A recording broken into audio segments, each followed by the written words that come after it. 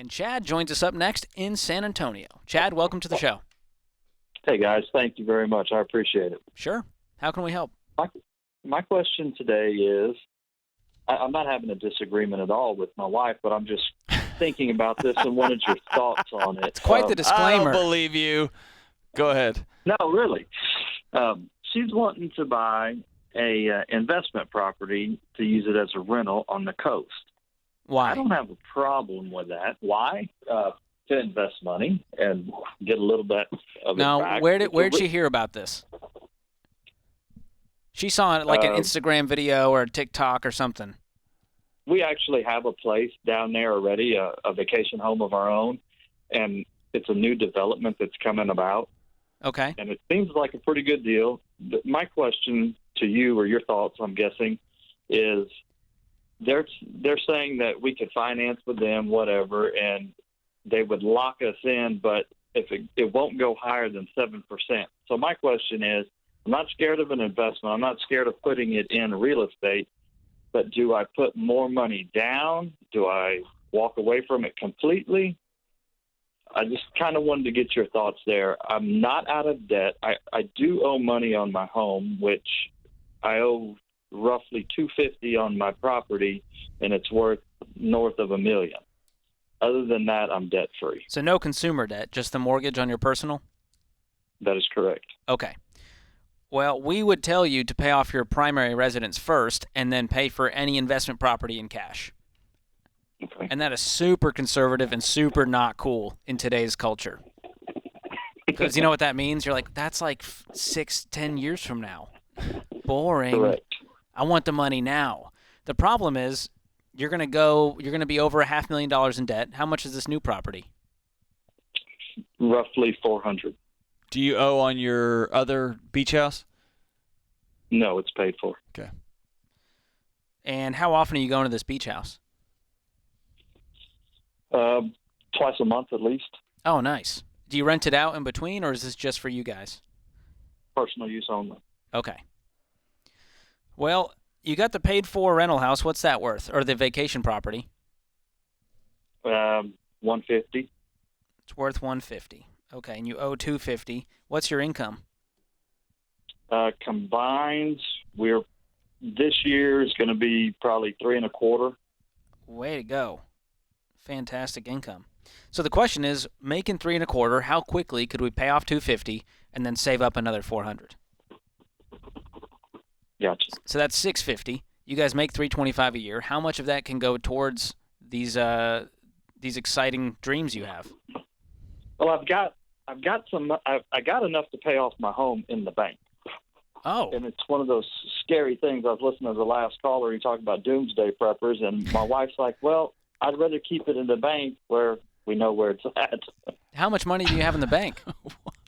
Roughly $370. Why, Chad? Dude. Why? What are you doing, man? How should I invest it? You should pay your house off. That Okay.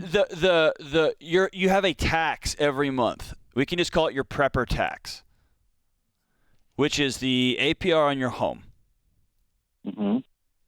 You are paying every month to not pay your house off. Like in a major event, not owing anybody anything, and being out of work. Let's say COVID hits again, and everybody can't go to work for 70 or 60 days or 120 days or whatever, and the country's broke.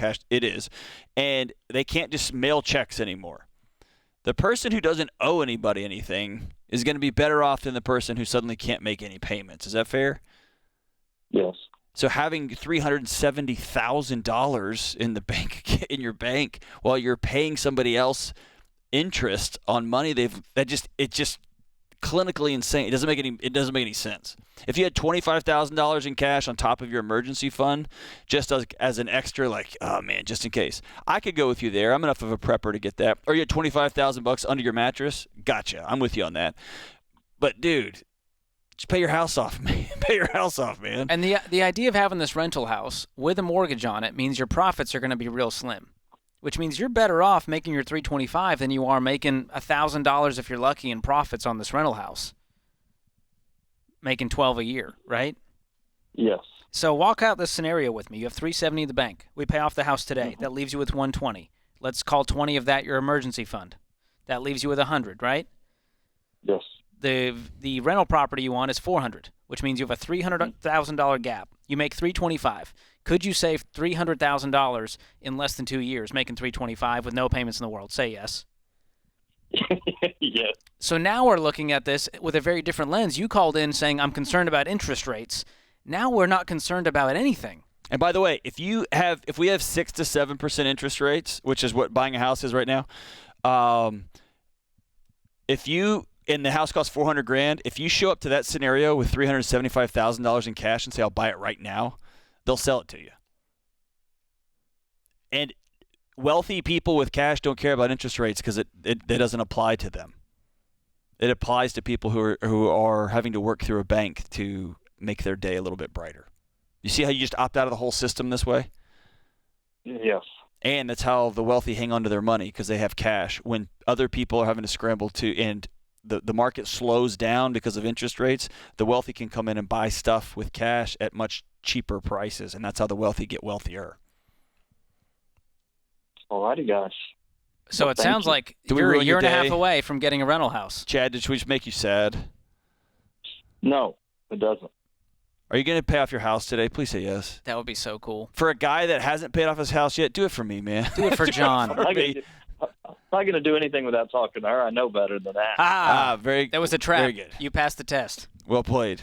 Pay your house off, man. This is a different conversation now for Chad. He gets to go to his wife and say, honey, we're going to get that rental house, but it's going to take a little while. Yes. Give us 18 months, and that means we're paying off the house today. That frees us up completely. We have $100,000 in the bank still towards this house, and we make $325. We can put away $150 to $200 every year, which means we're going to have this money within the next 18 months. A lot. And we're not going to owe anything, which means every single dime that comes in is now profits. Yes. After our expenses. And that, to me, man, there's such freedom in that. I remember, and again, I don't buy into all of the investment strategies, but I remember a conversation with Charlie Munger and Warren Buffett, and they said, what's the number one strategy for invest? Like, what's the number one thing I could do for investing? And I think it was Charlie Munger that said, have $10 million in your checking account, because you never know. And be able to be the first guy at the table with a check and say, I'll buy that right now. And you will get an extraordinary deal from somebody who needs to sell something. You'll give them a gift of getting rid of the thing. You'll get an incredible deal, and you don't have to go to a bank or raise money or whatever. Have $10 million in your checking account. I'm a long way. I've got $10 in my checking account. But this idea that, dude, interest rates don't apply to you if you're paying with cash. You don't have to worry about what the economy is doing. You just when opt you've got in and a out. giant pile of money in the That's bank. right. That's a good problem to have. But Chad's done a great job, man. We are cheering you on. Excited for this rental house in the near future. This is The Ramsey Show.